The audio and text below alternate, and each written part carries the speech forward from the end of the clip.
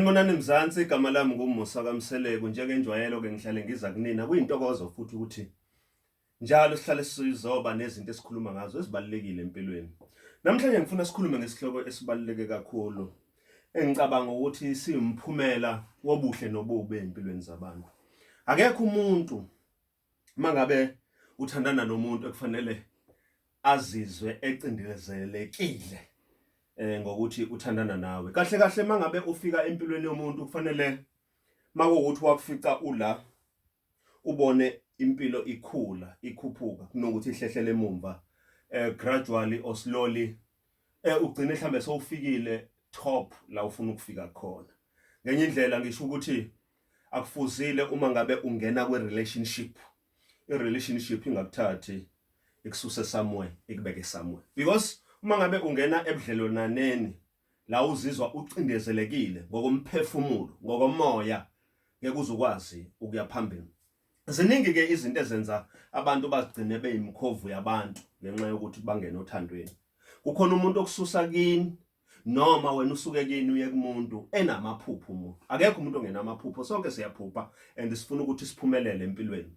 Kodwa ayikho into ebhlungu njengokuthi othandweni mawungena kulona ukhuluma amaphupho akho, ukhuluma ikusasa lakho, ukhuluma umbono wakho, bese kuthi lo muntu othandana naye angakweseki kunalokho asabe ukuthi uma ngase uachieve amaphupho akho uzogcina a better person bese mhlawumbe ubona abanye abantu abangcono. It's so unfortunate ukuthi remain kwi ground where we are shaken. Asimi sakhe relationship yethu edwaleni, sihlale siyakha esihlabathini ngoba isihlabathi siyamuva, makufika umoya siyaphephuka, makufika amanzi siyaguguleka. Kodwa idwala noma ngabe kufika umoya noma ngabe kufika amanzi lihlale limile lona. So basically yini engisho ngithi noma ngabe umuntu wesifazane noma ngabe wesilisa, uma ngabe ngena ebudlelwananeni, mawubona ukuthi unkosikazi wakho lento ayiphuphayo izomenza akhuphuke aphumelele,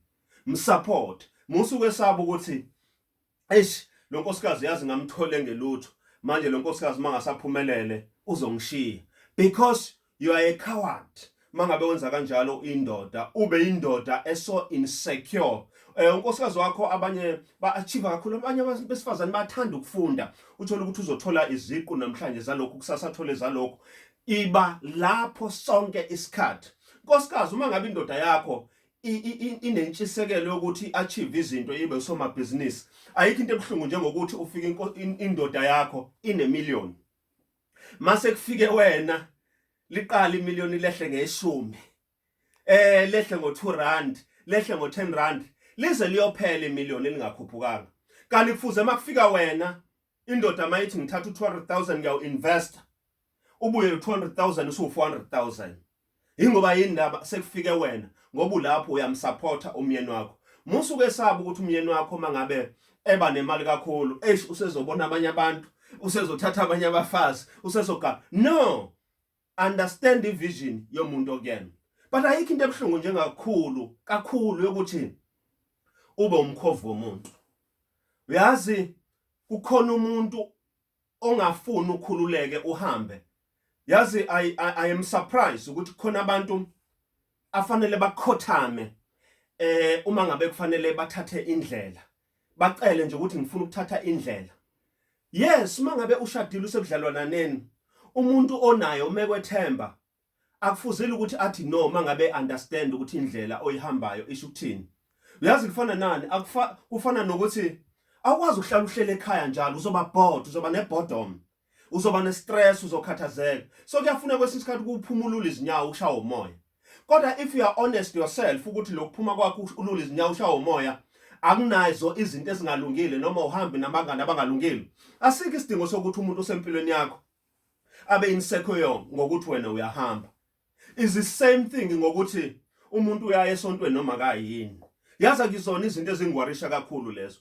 As long as wena you know imithetho nezimiso zala ekhaya ukuthi la ekhaya nayi izinto esizenzayo, nazi izinto esingazenzi, a person can go and get upliftment spiritually noma ngaya kweliphi isonto noma ngaya komuphi umfundisi. It doesn't matter. What is important ukuthi wena njengendoda u-outline ukuthi la ekhaya na indlela yokuphila na indlela efanele senze ngayo. Ngikuphike la ngikhona ngithi ayikho into ebhlungu njengokuthi umuntu wakho avimbe ukuthi ukhule ungakhuphuki ungakhuli ngoba efuna ukucindezela ngoba enovalo lokuthi one day mawukhula uzomchallenge mentally. Do you know ukuthi kunzima kanjani khona amadoda angafuna ukuengage nje kwi debate, a fair discussion namakhosikazi awo. Amakhosikazi awo yebo baba, yebo this and that. No, that is not healthy. We want to have independent people kodwa abahloniphayo abazokwazi ukuthi ukuchallenge. Yazi umuntu mekuchallenge ukwenza ukhule, umuntu mengakuchallenge akakwenza ukuthi ukhule.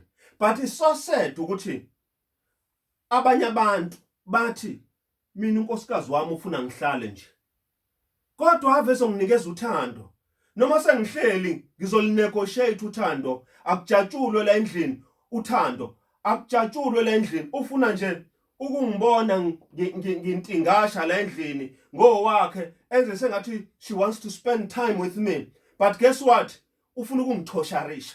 Same thing khona amadoda angafuna ukubona umkakhe ephuma nje ethi uya kwamanye amakhosikazi baya estokfeleni baya esontweni uya kofunda, because you know why, indoda is so insecure inside ifuna nje ukuthi unkosikazi athosharisheke. Kanti uma ngabe abantu besebudlelwaneni kubaluleke kakhulu ukuthi bakhule. And ngiyayithanda into ebeyenzeke eAfrica, I love it so much, because lento ebeyenzeke eAfrica ubungavela uthatha umuntu ngoba umbuka nje from the face value, umbuka ebusweni, ubusesha ukuthi uphume emndenini onjani, umndeni oprogressayo yini noma umndeni ongaprogress. I-progress angiyibuki la financial. People, they can even progress spiritual. Abantu, they can even progress mental, indlela ababuka ngayo izinto. Ukuthi abantu bavinjwe ukuthi abanayo ama-finances akusho kodwa ukuthi labo bantu abawona umndeni one-potential yokukhula. Manje thina sihlangana nomuntu la kanti vele kubo watshelwa nje ukuthi hayi thina sikhule la ekhaya siphelele la. Ucabanga ukuthi ke wena uma uhamba nopartner njalo uzokhula. There is no way. Into engiyishoyo ke ukuthi noma ngabe uyindoda noma ngabe umfazi, allow your partner to grow. Musu kumenza umkhovu ozohlale ukukhothamela ujatshulisa ukuthi no baphakelwa yimi. No, we have gone past that stage. Abantu abahlale ngoba bethanda ukuhlala. Abantu abangahlali ngoba bencengile. You know, let us have abantu who have so much success, we have so much money, we have so much blessings, but bahlale kuma relationship because bashuzile ukuthi sifuna ukuhlala kuona ama relationship. Bangahlali ngoba bencengile. So that isizoyiqeda lento yokucabanga ukuthi abantu they are in our relationships because khona izinto abayincengile. Let us allow them to be labantu abayibona, bazibonakalise ba-achieve izinto so much that nathi size singabelieve ukuthi yibo yini laba esasihlangane nabo bebangaka namhlanje sebebakhulu. The worst thing ongayenza empilweni yomuntu eyokuthi umuntu ufuna ukuhlala naye uhlalela nje ukuthi umcindezele. Yazi ayikho into enyanyisa njengokuthi umuntu senginayeke nispend isikhathi akakunakile, unaka ezinye izinto, akanandaba nawe, akanandaba nawe, ukufuyile nje I say ukwenza umkhovu into ayifuna ukuyibona nje ihleli lapha, kodwa ukuthi lento iyajabula noma ijabule, iyaphumelela noma ayiphumeleli, akanandaba nalokho, as long ethi nje lo owami ngimbambile ngeke ayendawo uyombona kaye nesmile. The worst part eyenziwe labo bantu abanjalo baze batshele ngisho abangani babo bathi you know mina uzwa ngami, usibanibani uzwa ngami. No, kunomehluko wokuthi usibanibani akuhloniphe nokuthi usibanibani ezwe ngawe. Let usibanibani akwazi ukuyicabangela independently, bese ngenxa yokuthi nikwe relationship akwazi ukuengage, abonisane nawe.